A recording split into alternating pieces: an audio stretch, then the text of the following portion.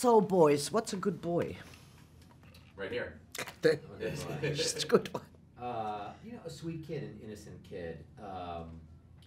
These are kids who go through the world, and a lot of the comedy in the movie comes from them not understanding the way the world works. They're not nasty, Also, a good boy is a dog. Oh, it's true. Yeah, I know. That's what I called my good girl. I said. A good girl. Who's a good boy? Yeah, exactly. And it's always in the eye of the beholder what is good and what not, right? And I think what I just discussed with my colleagues, they have kids in that age and I have godchildren. I think some adults have to get a reality check in the sense of what they think where their kids are. They're much more. They saw things the parents have no idea, Right. And they don't want to, so it's more like we have to educate the adults a little bit more. Is that what?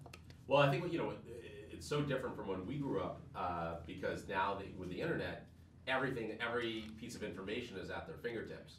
And so, we wanted to maintain a level of innocence for the kids that they're not watching porn, and when they see it, they're kind of terrified by it and kind of disgusted and confused, and is this what it's like? Yeah. And I think that, there's a time where everything is new. And I think that's something that we really, we talked a lot about this movie, like, there's a lot of firsts. It's first kiss, it's the first time you're sneaking away from home, it's the kid's getting divorced, it's the first sip of beer, and there's all these kind of things that it's like you're trying these things on, and when you're at that age, you're trying on clothes, and then you say, oh, this doesn't fit me right, this is good. Yeah. And also, it changed also. I remember when I grew up, like I had my first sip of beer from my aunt. Yeah. I was 5 or 6. Yeah. Have a sip of, or they gave kids liquor, when they were family. Nobody thought about that's wrong or not. I wonder if that's also a European thing versus an American. Maybe. Americans are more puritanical. Yes, Europeans that's, are more laid back, casual.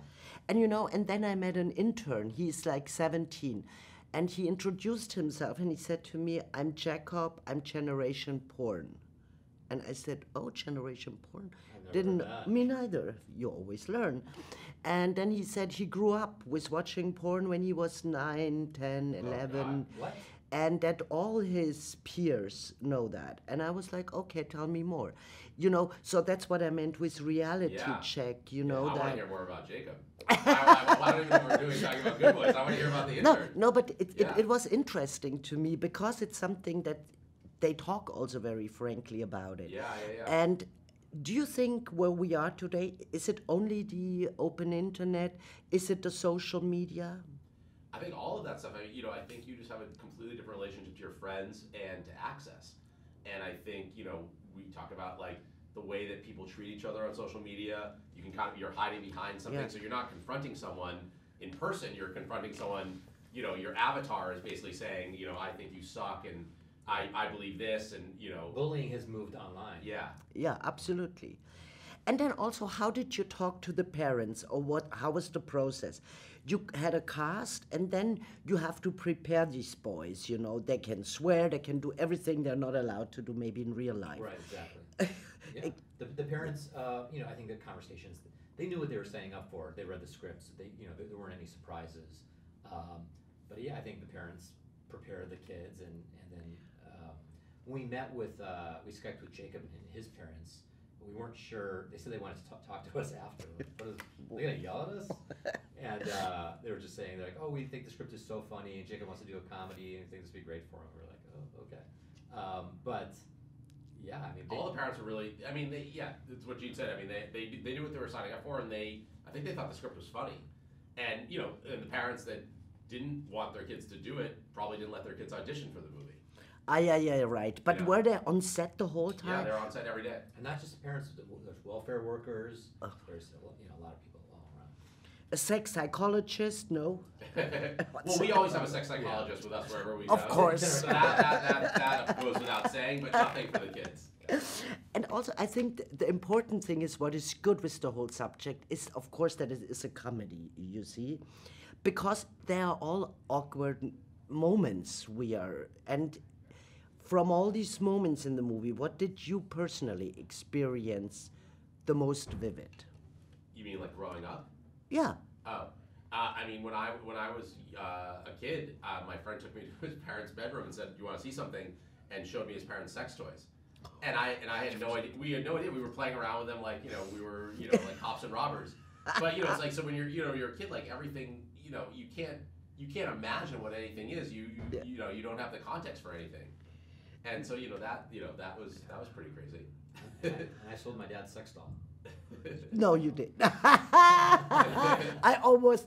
But did you have like this kissing parties, for example? No one invited me to any kissing parties. No. He's going to his first kissing party next week. That's very exciting. He's excited. He's nervous, but he's excited. No, because I just told Molly that in Europe you have boys and girls together, and I remember my first party. Like the bottle came to a girl. And I thought, that's weird. I didn't want that, But that happens, you don't have that here. You have only boys and girls, or in America?